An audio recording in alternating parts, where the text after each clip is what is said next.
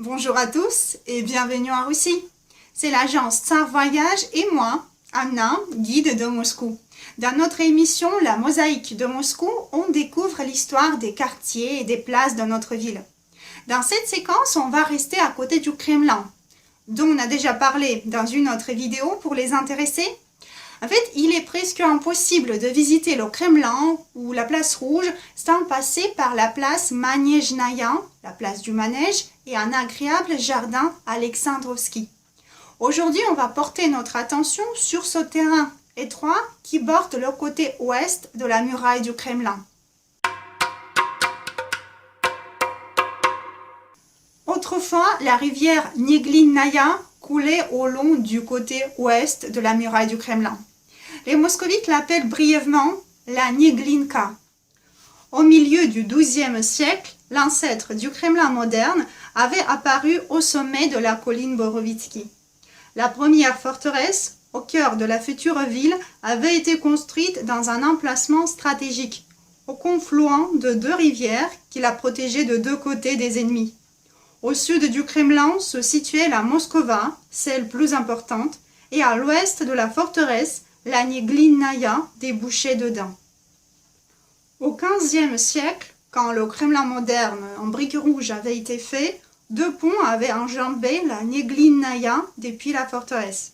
Si nous regardons la carte de Moscou de 1600, on peut les trouver facilement. Le pont situé en amont, le pont de la Trinité, a survécu jusqu'à nos jours. Actuellement, il s'agit de l'entrée touristique officielle du Kremlin. Sur la carte, on peut voir que les remparts du Kremlin sont juxtaposés à l'est à la deuxième muraille fortifiée de la ville. Presque à la jonction des deux murs figure un autre pont, Voskresensky, la résurrection. Il était nommé d'après la porte éponyme de la deuxième muraille. De l'autre côté de la porte, c'est la place Rouge. Mais où est passée la Neglinaïa aujourd'hui ? Dans les années 1817-1819, elle a été canalisée.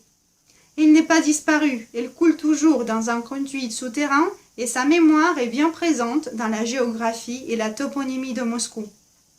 Les années passant, la rivière, munissant autrefois les moscovites en eau potable, desséchée et était contaminée avec toutes les saletés jetées dedans. Lors de la guerre de 1812 contre Napoléon, 3/4 de la ville était brûlée. Le temps est venu pour de grands travaux urbains. À cette époque, sur l'ordre de l'empereur Alexandre Ier, un jardin était fait à l'emplacement de l'ancienne rivière.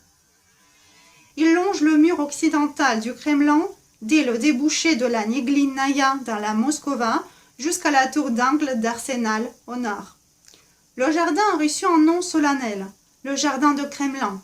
Le nom Alexandrovski, en honneur d'Alexandre Ier, date de 1856, bien après sa mort. De nos jours, le jardin de 10 hectares a un plan régulier. En parallèle à la muraille du Kremlin, courent des allées bordées de tilleuls, érables, sapins et d'arbustes florissants. Des parterres magnifiques sont plantés des fleurs aux couleurs vives, parfois même en tricolore du drapeau russe. La guerre contre Napoléon est immortalisée dans deux groupes commémoratifs. De 2014 date une statue majestueuse de l'empereur Alexandre Ier, complétée par de bas-reliefs représentant les grands capitaines. L'autre monument était apparu lors de la création du jardin au début du XIXe siècle. Il est très curieux, c'est une grotte ruinée, mais ce n'est pas une vraie grotte ni une vraie ruine. À cette époque historique, des illusions d'antan étaient à la mode. La grotte était donc faite par les mains des constructeurs. Par contre, elle est revêtue de pierres qui proviennent des maisons démolies et brûlées pendant le fameux incendie de 1812 qui avait marqué l'invasion napoléonienne. Au-delà du jardin Alexandrovski s'ouvre la place Manejnaya. Elle doit son nom au bâtiment de l'ancien manège de la garde impériale. Le bâtiment est conservé. Inauguré en 1817 pour le 5e anniversaire de la guerre contre Napoléon, c'est l'œuvre de deux architectes au nom français, Bettencourt et Beauvais. Si l'ingénieur Bettencourt avait des origines éloignées françaises, Beauvais n'en avait pas. Il provenait d'une famille italienne vivant en Russie et son nom était refait à la manière française selon la mode de l'époque. Le manège avec le toit en verre, c'est une construction très sophistiquée pour le 19e siècle. Il mesure 120 mètres de long sur 40 mètres de large sans appui intérieur. Pour ce temps-là, c'était quand même une bonne idée ingénieure. Initialement, à l'intérieur du manège devaient avoir lieu des exercices d'équitation des officiers. On disait qu'un régiment complet de cavalerie pouvait y passer. Mais en réalité, on ne l'a pas beaucoup utilisé pour l'armée. Il était utilisé comme une salle d'exposition, une salle de concert. Par exemple, en 1876, Hector Berlioz, un compositeur français, a dirigé l'orchestre dans cette salle. À l'époque soviétique, le manège servait de garage pour les voitures officielles, avant de devenir enfin exclusivement une salle d'exposition. C'est la plus grande et la plus prestigieuse de Moscou. Quant à la place même, Manejnaya, c'est une création soviétique du XXe siècle. Au fait, sur ce territoire se situait un quartier urbain qui a disparu complètement dans les années 1930. Comparez deux cartes. À gauche, on voit le plan actuel de la place et à droite, le schéma du quartier par ici à la veille de sa démolition. Le quartier était principalement bâti d'hôtels et de rangées marchandes, celle de la mangeaille et celle de la friperie. Sur la photo suivante, on peut voir la façade du manège bien dégagée parce qu'une partie du quartier est déjà détruite.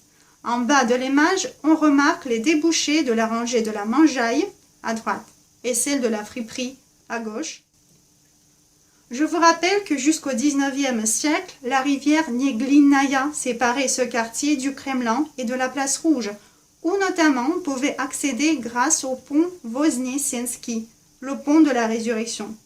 Sachez que le pont est sauvegardé malgré le fait qu'il n'y a plus de rivière. Comme celle dernière, il faut le chercher au-dessous de la terre, dans le musée archéologique souterrain. Il se situe sous une partie de la place actuelle, en face de la porte de la résurrection. Au cours de l'époque soviétique, ce quartier s'est donc transformé en une place urbaine, un grand espace asphalté où circulaient les voitures. En revanche, de nos jours, la place de Manège est réservée aux piétons. La nouvelle conception de la place a été réalisée dans les années 1990 en Russie moderne et inaugurée en 1997 pour les 850 ans de Moscou. Actuellement, la place est à plusieurs niveaux. Sur le plateau supérieur se trouve une zone de promenade avec des parterres aux fleurs, des bancs, ainsi que des dômes curieux en verre, qui ne sont pas juste décoratifs, mais fonctionnels. Ce sont des verrières du centre commercial souterrain. Sous la place se cache un centre commercial moderne à 3 étages avec toutes les marques connues. Les jeunes aiment beaucoup cet endroit parce qu'il est bien animé, il y a des cafés et le jardin Alexandrovski à côté avec ses fontaines. La ligne des fontaines située à la sortie du centre commercial vers le jardin symbolise la rivière disparue. Il date aussi de 1997 et il vaut votre attention particulière même si vous êtes à Moscou en hiver quand les fontaines sont arrêtées.